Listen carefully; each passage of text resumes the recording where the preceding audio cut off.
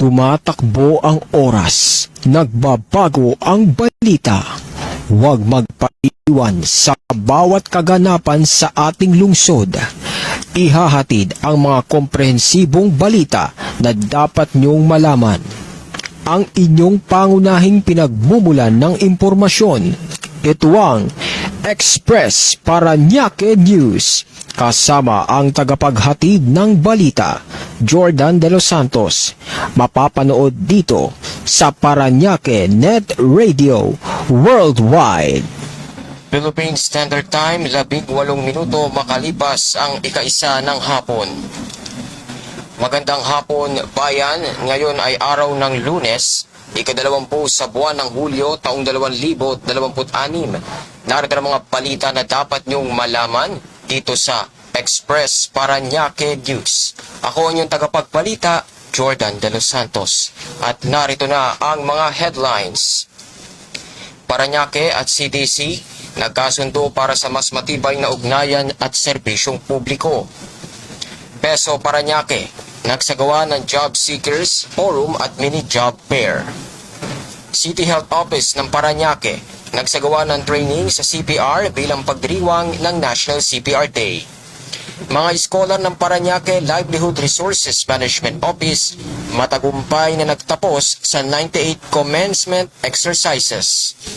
Local Council Executive Board ng Boy Scouts of the Philippines Parañaque nagpulong para sa pagpapaunlad ng kabataan. 200 benepisyaryo sa Parañaque sumailalim sa Tupad Orientation. Parañaque City Hall gumagamit na ng solar lighting system para sa mas sustainable na pasilidad. Libreng serbisyong medikal at iba pang serbisyo hatid sa Barangay La Huerta. Lungsod ng Parañaque, inilunsad ang schedule para sa pagpaparehistro ng Health Citizen Card. Parañaque Tourism Office at Duty Free Philippines nagkasundo para sa mga paparating na programa. PhilHealth Yakap naghatid ng serbisyong medikal para sa mga PWD at solo parents sa Parañaque.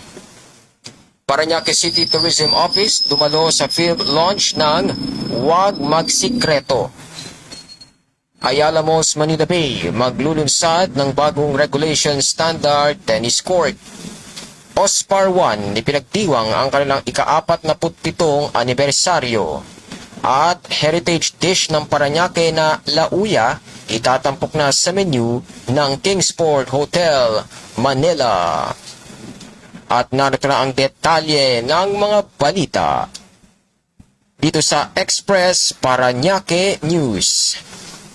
Mainit na sinalubong ng lokal na pamahalaan ng Parañaque sa pangunguna ni Mayor Edwin Olivares, si dating Justice Secretary at kasalukuyang Presidente at CEO ng Clark Development Corporation o CDC na si Agnes de Panadera sa Parañaque City Hall sa Barangay San Antonio. Ang pagbisitang ito ay naglalayong palakasin ang pagkakaibigan, ugnayan at partnership sa pagitan ng lungsod at ng CDC para sa ikauunlad ng kani-kanilang nasasakupan. Ang naturang pagbisita ay nagsilbing benchmarking visit ng grupo mula sa CDC sa lungsod. Layunin nito na magpalitan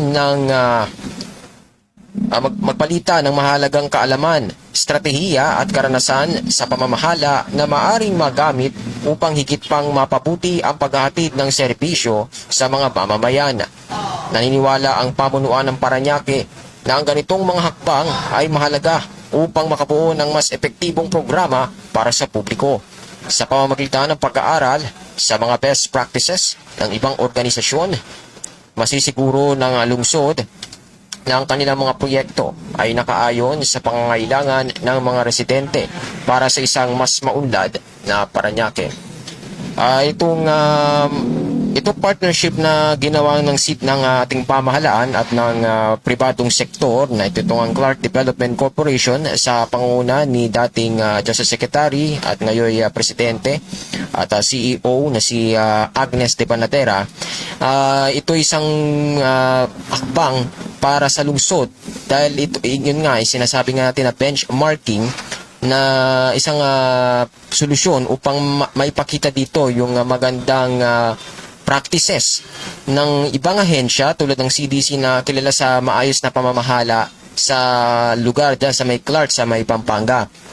Kapag nag-obserba o nag-aral ang isang lokal na pamahalaan mula sa ibang matatag na institusyon, mas nagiging bukas yung opportunity na mapabilis yung pag-usad ng mga proyekto na pinagpaplanuhan at ginagawa ng mga pag-uusap at kung paano ba to sisimulan, no? Para mas sa ganun magkaroon ng magandang opportunity tungo sa makabago na paglilingkod sa ating mga kababayan. Hindi nasasayang yung kanilang binabayad na buwis, no?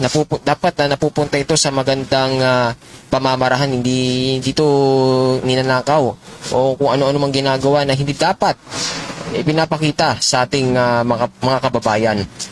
Sana itong programang ito o partnership na ito ay hindi lang magtapos sa pagbisita at mapunta to sa isang konkretong pag-iimplementasyon ng mga natutunan, no, para sa ikabubuti ng ating mga kababayan dito po sa ating lungsod. Sa iba pang mga balita, bilang bahagi ng pagdiriwang ng Nutrition Month, nagsagawa ng ang Public Employment Office o Public Employment Services Office o PESO ng lungsod ng Parañaque ng isang Job Seekers Forum at Mini Job Fair. Ang nasabing aktibidad ay idinaos upang magbigay ng pagkakataon sa mga residenteng naghahanap ng trabaho na makahanap ng angkop na posisyon para sa kanilang mga kasanayan. Nakiisa dito sa pagtitipon si Mayor Edwin Olivares. Ang pagtitipon ay naglalayong paglapitin ang mga aplikante at ang mga potensyal na employer sa isang lugar. Bahagi rin ng temang malusog na pangangatawan, matatag na hanap buhay. Itong programang ito ay ginanap sa Parañaque City Sports Complex sa Barangay San Antonio. Sa pamamagitan ng programang ito na PESO, mas napapadali ang proseso ng paghahanap ng trabaho para sa mga mamamayan ng Parañaque. Ang paglaraos ng mga ganitong uri ng aktibidad ay isang konkretong paraan upang matulungan ang mga residente na makamit ang katatagan sa kanilang kabuhayan. Lubhang na napakahusay ng programang ito dahil hindi lang ito para makapagbigay ng trabaho para sa ating mga kababayan, kundi ito rin ay nagbibigay din ng pag-asa sa mga job seekers na makahanap ng magandang opportunity, yung hindi na sila mahihirapan pang maghanap ng trabaho sa ibang lugar, no? De sakto rin na sa pagdiriwang ng Nutrition Month, isa tong parang konektado nito sa pang-usaping pangkabuhayan, no, na isang magandang paalala na ang pagkakaroon ng maayos na hanap buhay ay konektado sa ating kalusugan at pangkalahatang kapakanan ng isang tao. Sana ay maging tuloy-tuloy at mas mapalawak pa mga ganitong uri ng job fair upang mas marami pang Pilipino ang matulungang makabangon at magkaroon ng matatag na hanap buhay para sa para to sa kanilang pamilya, para sila ay may pangtustos sa pang-araw-araw nilang gastusin, lalo na ngayon sa hirap ng panahon na ito, mataas na presyo ng bilihin, tas lumalaganap pa ang kagutuman, magandang opportunity dito sa ating mga kababayan na makapaghanap ng kanilang trabaho. Samantala, pinangunahan ng City Health Office ng lungsod ng Parañaque ang pagsasagawa ng pagsasanay sa tamang paraan ng pagbibigay ng cardiopulmonary resuscitation o CPR. Ang inisitibong ito ay bahagi ng pagdiriwang ng bansa para sa National CPR Day. Ito ay ginanap sa Parañaque National High School Main sa Barangay San Dionisio. Nakiisa din sa aktibidad si Mayor Edwin Olivares. Layunin ng programang ito na maging handa ang mga mamamayan sa oras ng emergency. Binigyan din ng pamahalang lokal na ang pagkakaroon ng tamang kaalaman sa pag-CPR ay isang napakahalagang kakayahan na maaaring makapagligtas ng buhay.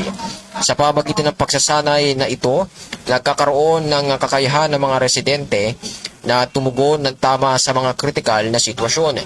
Ang inisyatibong ito ay nagsisilbing mahalagang hakbang upang masigurong ang bawat mamamayan ay may sapat na kaalaman at kahandaan. Isa rin itong napakagandang hakbang, no? Dahil sa kaalaman natin sa pagsi-CPR, isa ito kasing life-saving skill na dapat alam na alam natin to.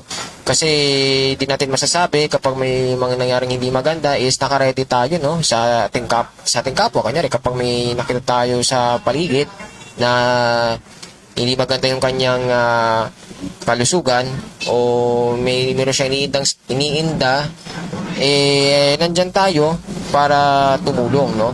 Marami pagkakataon na mabilis na pagresponde, no, sa mga emergency ay nakatepende ito sa kung sino yung nasa tabi nung taong nangangailangan, no? Sana may mga ganito pang pagsasanay, no, na maikasa para sa lahat ng hindi lang dito sa ating lungsod kundi pati natin sa buong bansa, no, para masigurong handa ang ating mga komunidad at magkaroon sila ng knowledge sa pagsasagawa ng CPR anumang oras sa kanilang lugar. Matagumpay na idinaos ang ika-78 taong commencement exercises ng Parañaque Livelihood Resources Management Office o PLRMO para sa mga nagsipagtapos na mag-aaral ng kanilang mga programa. Ang seremonya ay dinaluhan ni Mayor Edwin Olivares upang personal na batiin ang mga nagsipagtapos. Ito ay ginanap sa Parañaque City Sports Complex sa Barangay San Antonio. Ang mga programang inaalok ng PLRMO ay naglalayong magbigay ng karagdagang kasanayan at kaalaman sa mga residente ng lungsod.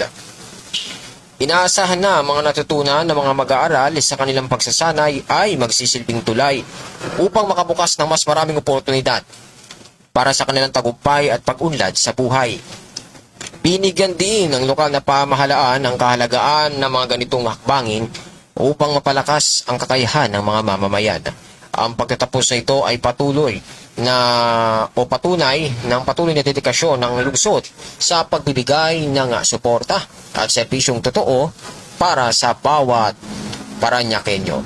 Napakagandang balitang ito na may mga kababayan tayo dito sa lungsod na nagsipagtapos, no, ng kanilang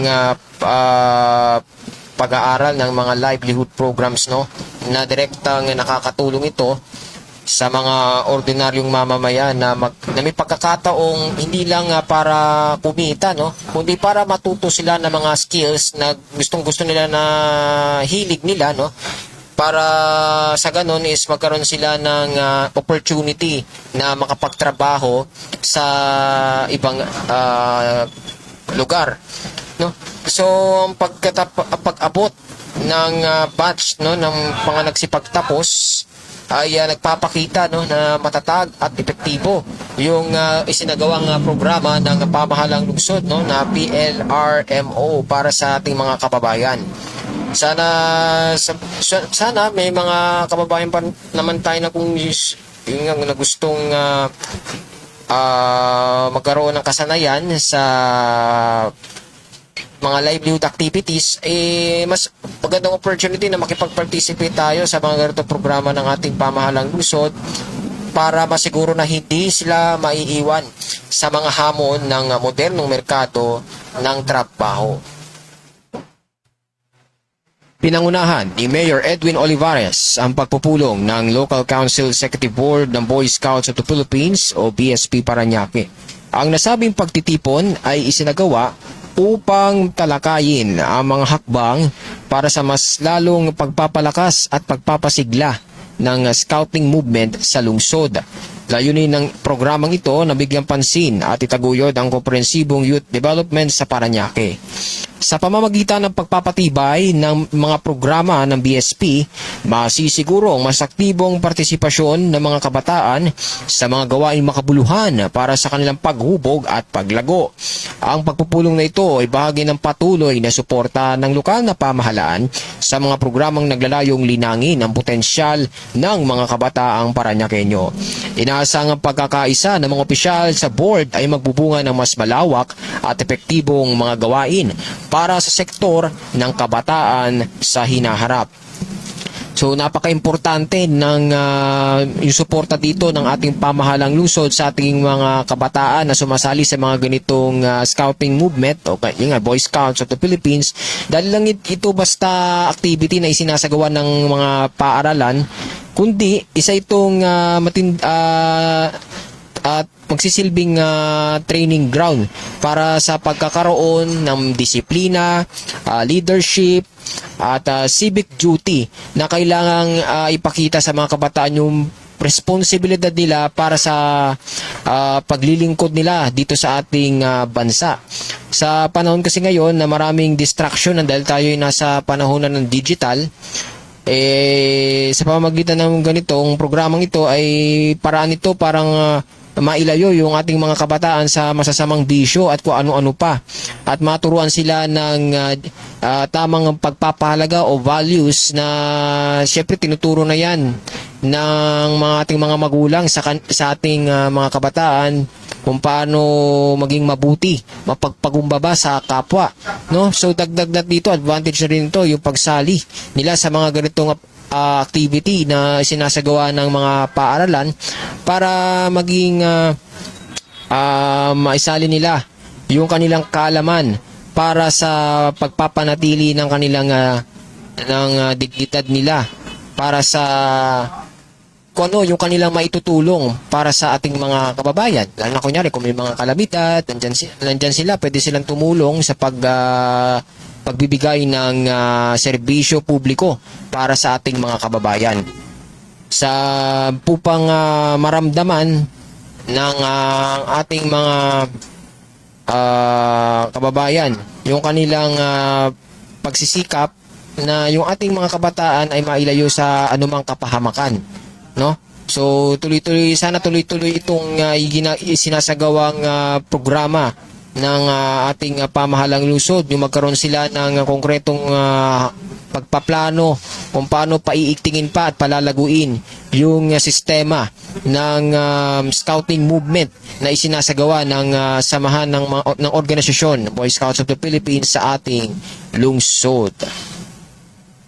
Isinagawa ang oryentasyon para sa tupad program nitong Hulyo 17 na dinaluhan ng 200 benepisyaryo. Ang nasabing aktibidad ay pinangunahan ng Public Employment Service Office o PESO ng pamahalang lungsod ng Parañaque sa pakikipagtulungan ng Metropolitan Manila Development Authority o MMDA na ginanap sa Parañaque City Sports Complex sa Barangay San Antonio na dinaluhan ni Congressman Eric Olivares. Sa ilalim ng programang ito, ang mga benepisyaryo ay bibigyan ng 30 araw na trabaho. Ang hakbang na ito ay naglalayo magbigay ng pansamantalang hanap buhay at dagdag na kita para sa kanilang mga pamilya. Ang pagdaraos ng tupad orientation ay bahagi ng patuloy na pagsisikap ng lokal na pamahalaan at mga ahensya ng gobyerno na maghatid ng tulong pangkabuhayan sa mga mamamayan. Ang mga ganitong programa ay mahalaga upang makatulong sa pangangailangan ng mga residente sa lungsod. So yung mga ganitong programa ay nakapagbigay ito ng agarang solusyon sa pangangailangan ng mga pamilyang nangangailangan ng karagdagang kita, no? Itong trabahong binigay ng pamahalang lungsod para sa ating mga kababayan ay malaking tulong upang mairaos sa pang-araw-araw ng kanilang gastusin habang naghahanap sila ng permanenteng trabaho. So sana ay mapadalas pa o maipagpatuloy rin itong programang ito at masigurong marami pang mga residente dito sa ating lungsod ang makikinabang upang mas marami pang pamilya ang matulungan ng ating pamahalaang lungsod.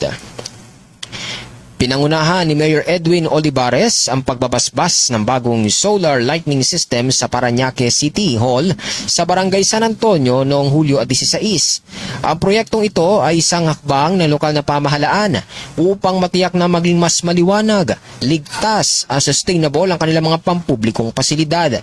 Layunin ng inisyatibong ito na isulong ang paggamit ng solar energy sa mga gusali ng gobyerno. Sa pamamagitan ng paglipat sa ganitong uri ng teknolohiya, teknolohiya, patuloy na naghahanap ng lungsod ng mga makabagong solusyon para sa isang mas ligtas at environment-friendly na Parañaque. Ang pagpapatupad ng proyektong ito ay nagpapakita ng dedikasyon ng lungsod sa pagyakap sa mga teknolohiyang makakatulong sa kalikasan. Inaasang magsisilbi itong modelo para sa iba pang mga gusali at pasilidad sa loob ng lungsod upang makatipid sa enerhiya at makabawas sa carbon footprint. So magandang paraan din to, no, na tayo'y makatulong sa ating inang kalikasan. Lalo na sa panahon ngayon na may hamon tayo sa mga pangyayari sa ating climate change, no? Ang paglipat sa renewable energy tulad ng mga solar power, mga windmill, mga ganon sa mga gusali, o hindi lang sa mga gusali kundi sa ibang lugar sa ating bansa, no? Na isang paraan, hindi lamang para makatulong sa ating kalikasan, kundi isa rin itong hakbang upang makatipid tayo sa kuryente. Lalo na sa panahon na naman ngayon, tumataas na naman ang presyo ng krudo dahil nagkaroon na naman ng labanan sa pagitan ng Amerika at Iran. So, kailan ba matatapos itong giyera na to? Sana naman sa lalong madaling panahon ay matapos ito kasi marami ring nadadamay na ibang bansa, lalo na dito sa ating bansang Pilipinas, no? Na hirap na nga sa buhay, tapos ito na naman, dagdag kalbaryo na naman, ito ko lang nararanasan, no? So, sana itong hakbang na ito ng gobyerno mas palawakin pa, no? Sana hindi lang sa City Hall, no, ma-implement dapat ma-implement din ito sa ibang mga bang gusali dito sa ating lungsod, gaya ng mga school, mga health centers, mga public places, no? Tapos sa mga street lights, sana magkaroon din ng mga solar panel, no, sa mga street lights dito sa ating lungsod para talaga maipakita dito yung pakikiisa natin sa paglaban sa climate change na nararanasan natin ngayon. So ito din kasi magandang akbang para maipakilala yung ating pamahalang lungsod bilang Green City, no? Para sa ganun maipakita natin sa ibang lugar, sa hindi lang dito sa Kalakang, Manila, kundi sa iba pang mga lugar dito sa ating bansa na ang lungsod ng Parañaque ay nagpapakita ng dedikasyon kung paano mapangalagaan yung ating environmental practices na ating dapat isagawa para sa ikabubuti ng ating inang kalikasan. Nakatakdang magsagawa ng isang malawakang libreng serbisyong medikal at iba pa sa Parañaque Home C5 sa Barangay La Huerta sa darating na Hulyo 22 mula alas 8 ng umaga hanggang alas 12 ng tanghali. Ang proyektong ito ay hatid ng Congressional District Office sa pakikipagtulungan ng Ospital ng Parañaque District 1 o OSPAR 1. Ang mga residenteng ito ay makakakuha ng iba't ibang libreng serbisyo tulad ng medical consultation, dental check-up, laboratory test, ECG, ultrasound at x-ray. Bukod sa mga serbisyong pangkalusugan, magkakaroon din ng eye check-up na may kasamang libreng reading glasses, PhilHealth Yakap registration, legal consultation at congressional help desk. Para naman sa mga bata, magkakaroon ng storytelling session at magbibigay rin ng snacks at refreshments. Ang ganitong uri ng aktibidad ay naglalayong ilapit ang mga pangunahing serbisyo ng gobyerno ng direkta sa mga mamamayan ng Parañaque. Sa pamagitan ng pagbibigay ng libreng medikal at legal na tulong, masisiguro na mas maraming residente ang makakakuha ng access sa mga serbisyong kinakailangan nila para sa kanilang kapakanan. So napaka-epektibo itong programang ito, no, sa pangunguna ni Congressman Eric Olivares, itong one-stop shop na serbisyo na ipinilementa, no, dito sa ating pamahalang lungsod, dahil hindi lang dito tinutugon yung aspektong medical, no, kundi para rin may pakita rin yung pagkakaroon ng legal service at administrative service na kailangan ng ating mga kababayan dito sa ating lungsod.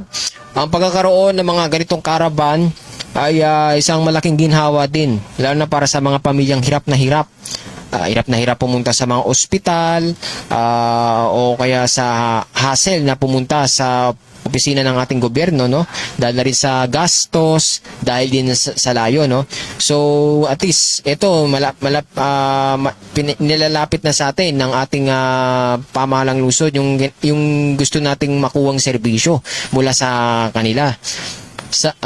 Ito rin ay isang magandang regular na maging regular ang ganitong mga aktibidad, no, hindi lang sana itong darating na July 22. Sana maimplementa na to na araw-araw na gawin ito. Hindi lang sa Barangay Laweta, sana sa lahat ng barangay dito sa ating lungsod ay magkaroon din yan ng mga ganyang programa, no, sa pamamagitan ng pagbibigay ng libreng serbisyong medikal at legal na tulong. Mas masisiguro na marami pang residente na matutulungan at aagapay sa kanila na makakakuha ng mga access na mga serbisyo na kinakailangan nila para sa kanilang kapakanan. So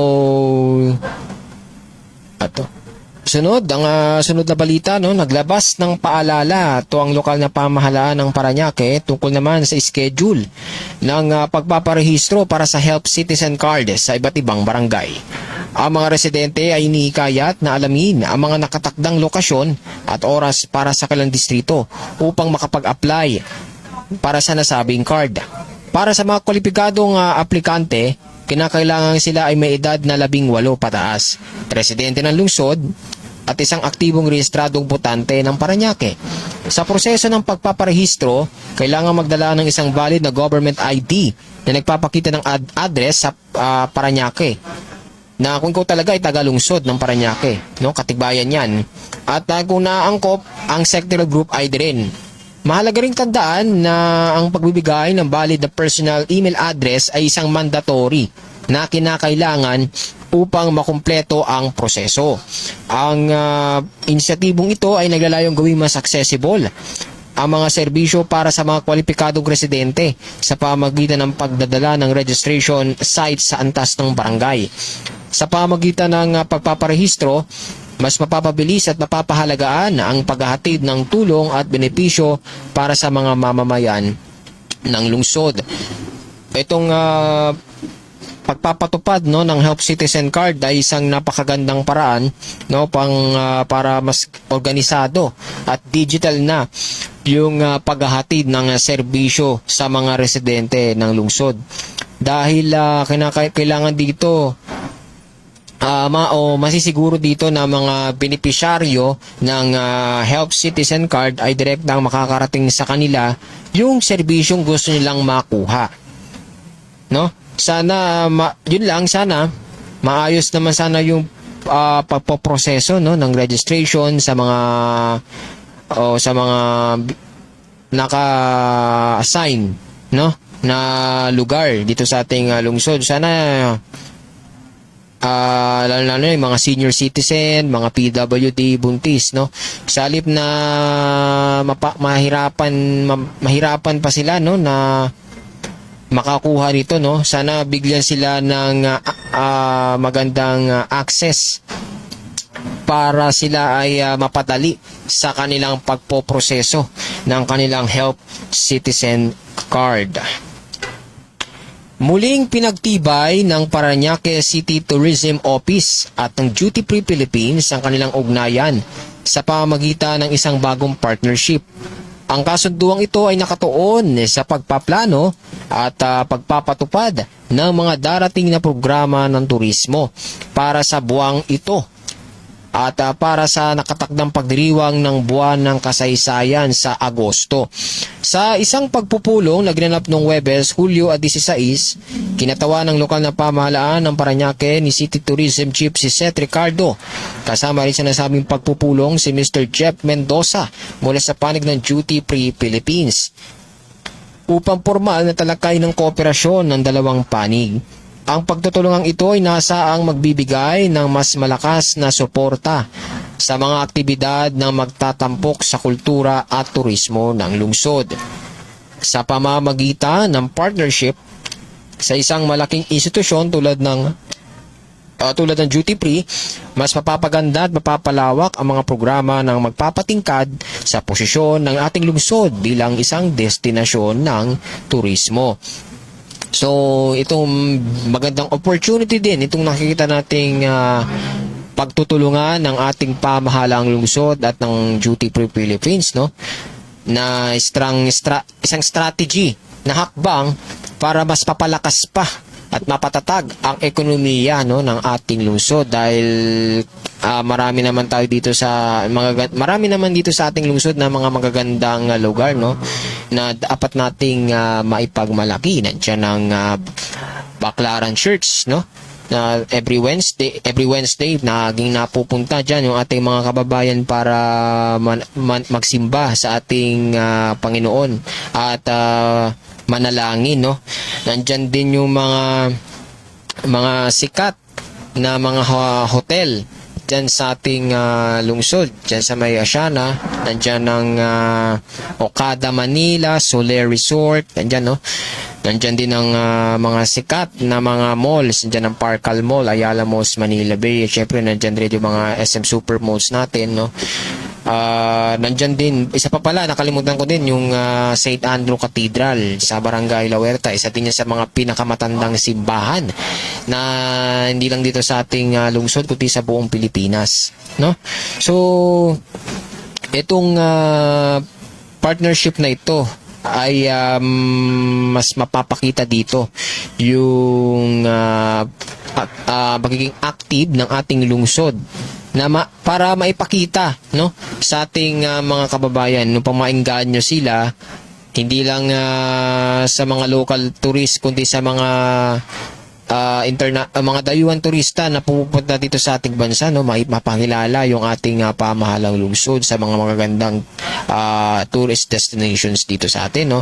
Sana ay maging maipalaganap pa lalo yung implementation ng proyektong ito, no, parang mas maramdaman pa ng ating mga kababayan at ng ating mga turista yung sigla ng turismo dito sa ating Parañaque at para din mapataas yung ekonomiya, no, at dahil dyan para mas dumami pa yung mga trabaho na kailangan ng ating mga kababayan sa panahon ngayon. Matagumpay na naisagawa noong Hulyo 15 ang PhilHealth Yakap Service Caravan for Employed Persons with Disability o PWDs and Solo Parents na ginanap sa ikasyam na palapag ng People's Hall Building sa Parañaque City Hall sa Barangay San Antonio na dinaluhan ni Congressman Eric Olivares. Ang programang ito ay naglalayo magbigay ng direktang suporta at serbisyo sa mga nasabing sektor. Sa pamamagitan ng caravan, mas nailapit sa mga PWD at solo parents ang mahalagang serbisyong pangkalusugan at mga benepisyong hatid ng PhilHealth. Kabilang sa mga serbisyong ibinigay sa mga benepisyaryo ay ang medical consultations, health screening at iba pang serbisyong medikal. Ang programang ito ay isang hakbang upang matiyak ng mga sektor na may espesyal na pangangailangan ay makakatanggap ng sapat na atensyong medikal. Patuloy ang panawagan ng lokal na pamahalaan na subaybayan ang kanilang page para sa mga susunod pang balita, programa at serbisyo para sa mga Parañaqueño. So, napakahalaga itong mga ganitong uri ng programa, no, lalo sa ating mga PWD at solo parents na kabilang sa mga indigent sector, no, na madalas ay mayroon lang limitadong oras at kakayahan na pumunta sa mga ospital, no, para sa pagpapa-check up nila. Ang pagpapadala ng mga itong serbisyo sa kanila ay sa pamamagitan ng service caravan ay para hindi lamang makatipid sila sa kanilang oras at pamasahe, kundi nagbibigay din rin ng pakiramdam na sila ay kinakalinga, inaalagaan, no? At hindi nakakalimutan ng ating pamahalang lungsod. Maging priority rin to yung pagsasagawa ng mga ganitong caravan pang masigurong tuloy-tuloy palalo at mapalawak pa yung pag-aalaga sa kanilang karapatan bilang miyembro ng lipunan. Dinaluhan ng Parañaque City Tourism Office ang opisyal na paglulunsad ng pelikulang pinamagatang Huwag Magsikreto nitong Sabado, Hulyo 18 sa Seda Hotel, Manila Bay, Asiana City sa Barangay Tambo. Ang nasabing proyekto ay inorganisa ng My Children's House of Hope, Bahay Bata 127 upang magatid ng mahalagang mensahe sa publiko. Sa nasabing okasyon, si City Tourism Chief si Seth Ricardo ang nagsilbing kinatawan ng lokal na pamahalaan ng Parañaque sa ilalim ng liderato ni Mayor Edwin Olivares. Ang pagdalo ng mga lokal na opisyal ay nagpapakita ng suporta ng pamahalaan sa mga proyektong pangkultura at panlipunan na isinusulong sa loob ng lungsod. Ang pelikulang Huwag Magsikreto ay nagsisilbing plataporma upang mapalawak ang kamalayan tungkol sa mga advokasiyang pangkabataan na binibigyan diin ng nasabing organisasyon. Ang pakikipag-ugnayan ng City Tourism Office ay sa mga ganitong proyekto ay nagpapatunay ng dedikasyon ng lungsod sa pagsuporta sa mga sining at advokasiyang may positibong epekto sa komunidad. Napakaganda no na binibigyang pansin ng ating pamahalang lungsod ang mga ganitong pelikula, no. Bibihira na lang yung mga ganitong pelikula na ginagawa yung mga ganitong ibang tema na may kinalaman sa ating sining at kultura, no. Ito ay mabisang kasangkapan para mamulat sa kamalayan yung mahalagang isyong panlipunan na nangyayari dito sa ating paligid, lalo na sa ating mga kabataan, magkaroon sila ng awareness sa mga issue na may kinalaman sa ating lipunan.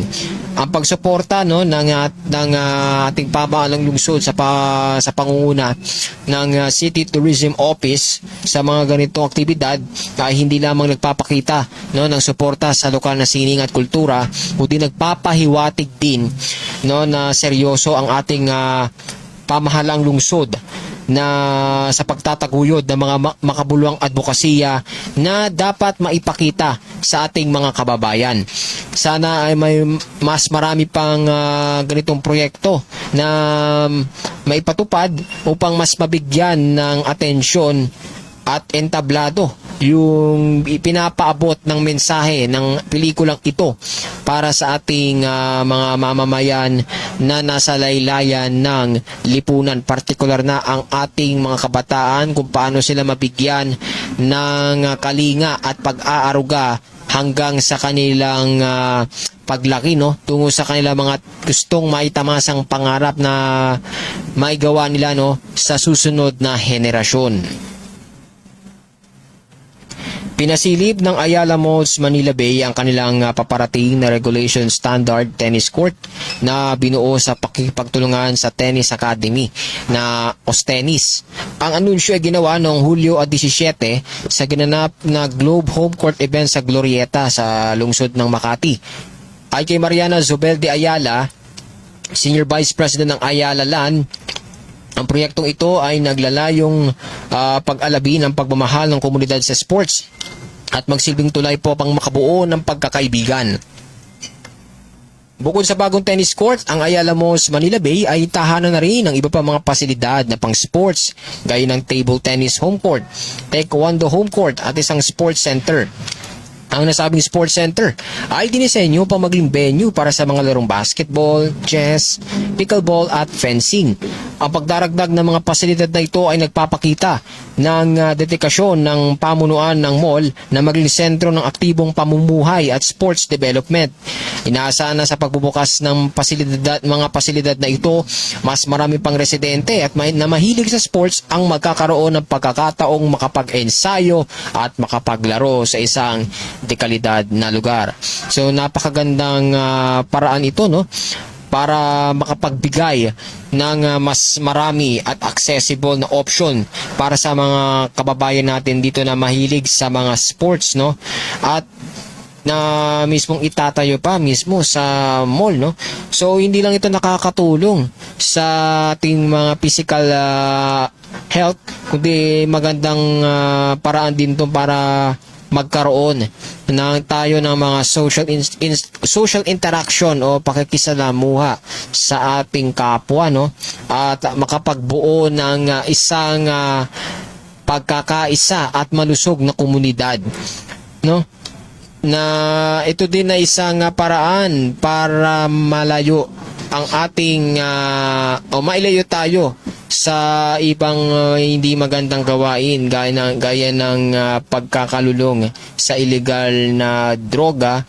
At syempre sa ating mga kabataan, magandang opportunity dito na sila ay makipag-participate sa mga sports activities, no. Hindi lang yung lagi na lang sila nakatutok sa kanilang mga gadgets, kasi hindi naman ito nakakatulong sa kanila. Bukod pwede sila ditong magkasakit at magkaroon sila ng mga mental problem na kanilang pwedeng makuha dahil sa paglalaro ng sobrang paggamit ng gadget.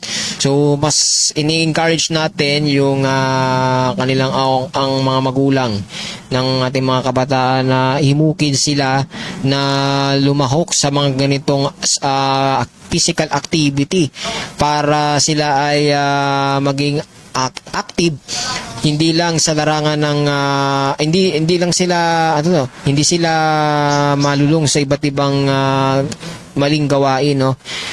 At hindi lang para lumakas yung kanilang pangangatawan, kundi para magkaroon din sila ng pagkakataong makisalamuha din sa kanilang kapwa kabataan. Kaya dito sa planong ito ng ating pamahalang lungsod sa pakikipagtulungan ng Ayala Malls Manila Bay ay magkakaroon ng good opportunity ito para sa ating mga kababayan na magamit yung mga ganitong pasilidad na pinapangarap natin na dyan tayo makapaglaro ng ating mga gusto nating sports activity. Masayang ipinagdiriwang ng Ospital ng Parañaque 1 o OSPAR 1 ang kanilang ika-47 anibersaryo sa pamamagitan ng pagdaraos ng programang Siglat Saya Palarong Tatak OSPAR 1. Ang naturang aktibidad ay ginanap noong Hulyo 17 sa Parañaque City Hall na matatagpuan sa Barangay San Antonio. Dinaluhan ng nasabing pagdiriwang upang kumatawan kay Mayor Edwin Olivares, sina Barangay Operations Office o BOO Parañaque City Chief Juancho Pajardo at Parañaque City Tourism Office Chief si Seth Ricardo. Ang pagdalo ng mga opisyal ay nagpakita ng suporta ng lokal na pamahalaan sa mahalagang yugto ng serbisyo ng nasabing ospital sa komunidad.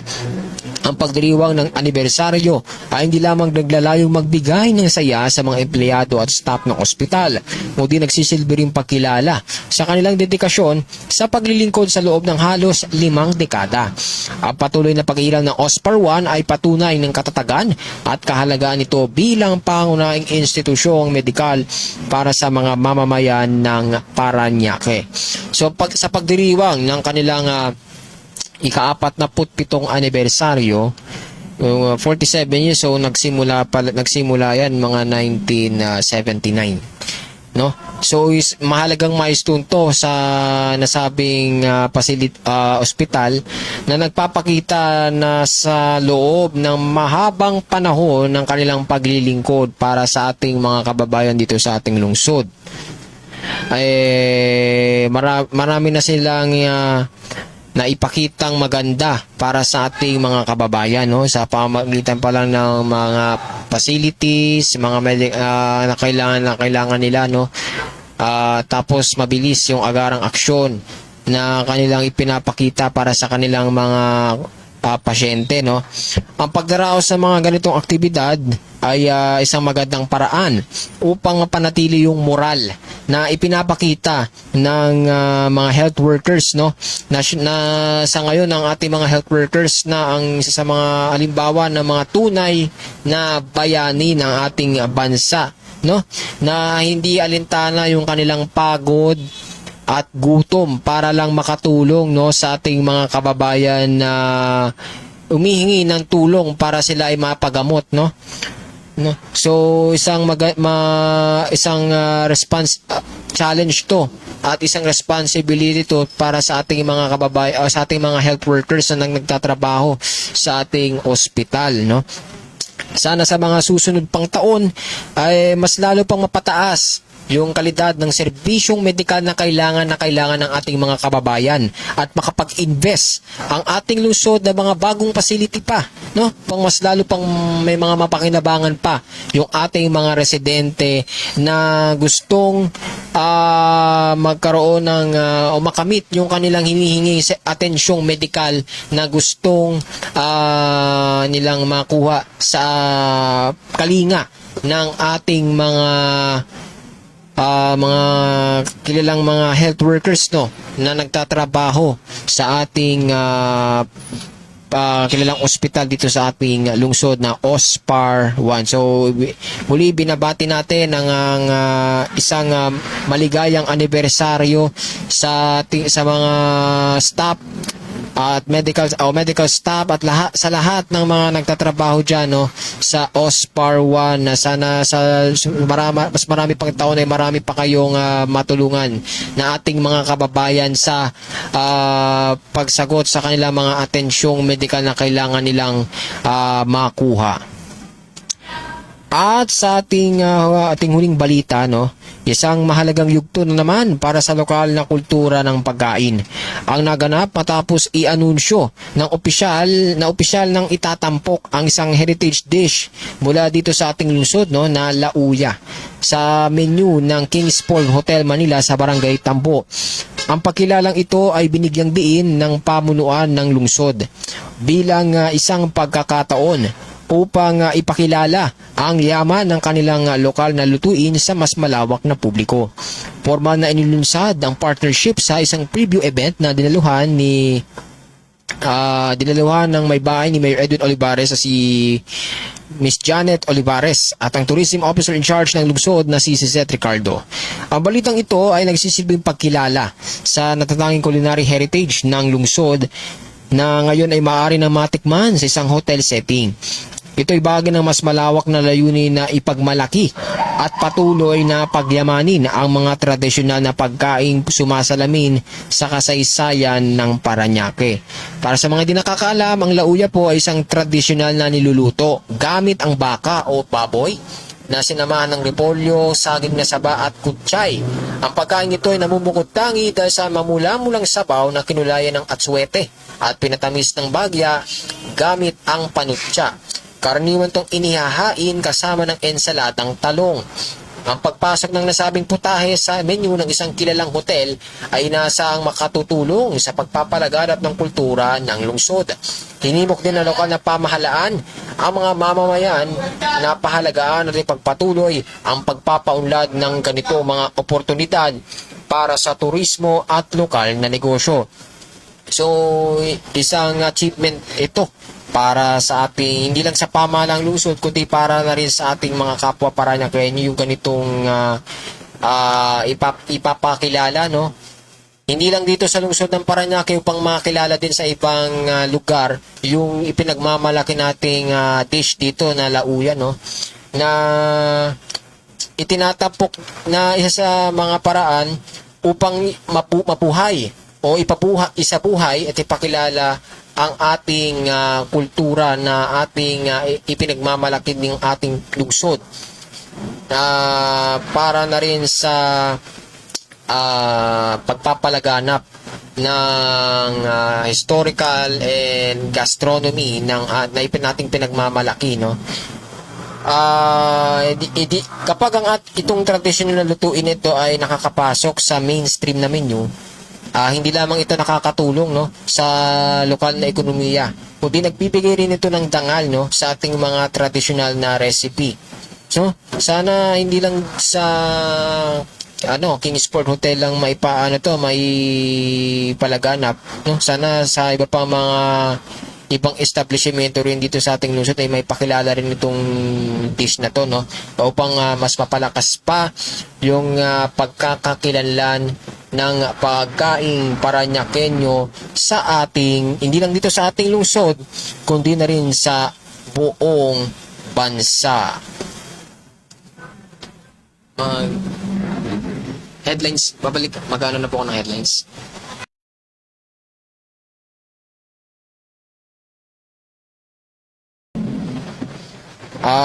Magbabalik muna para sa ilang mga paalala. Ito ang Parañaque Express News. Ang oras, 7 minuto makalipas ang 2:00 ng hapon.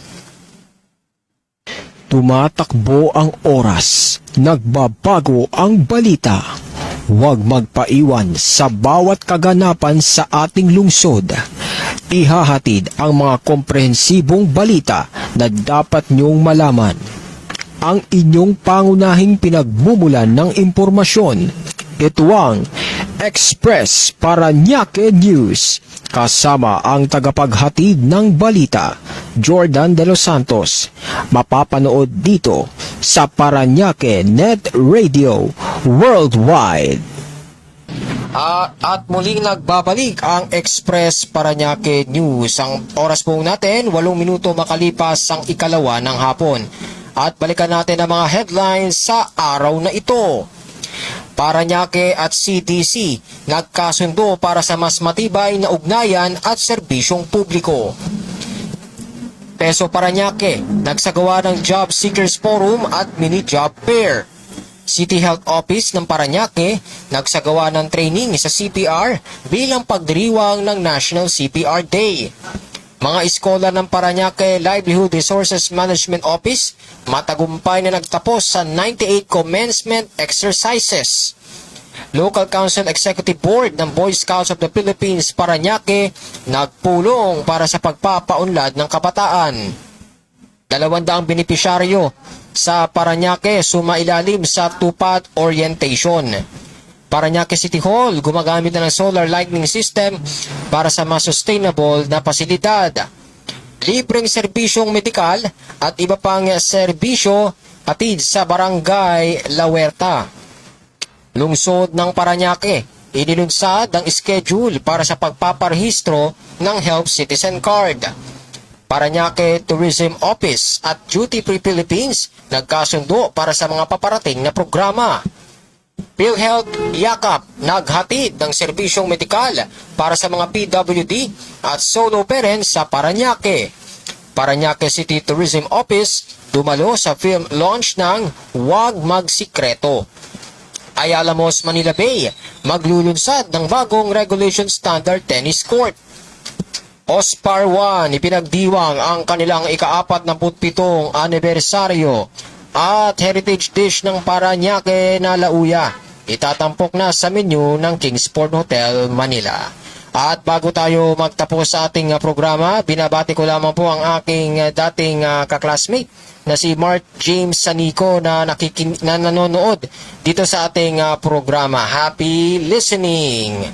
At yan ang mga pinakasariwang balita sa araw na ito. Mula dito sa Parañaque Net Radio Worldwide, ako ang inyong tagapagbalita, Jordan De Los Santos. At ito ang Express Parañaque News. Tumatakbo ang oras, nagbabago ang balita. Huwag magpaiwan sa bawat kaganapan sa ating lungsod. Ihahatid ang mga komprehensibong balita na dapat niyong malaman. Ang inyong pangunahing pinagmumulan ng impormasyon. Ito ang Express Parañaque News. Kasama ang tagapaghatid ng balita, Jordan De Los Santos. Mapapanood dito sa Parañaque Net Radio Worldwide.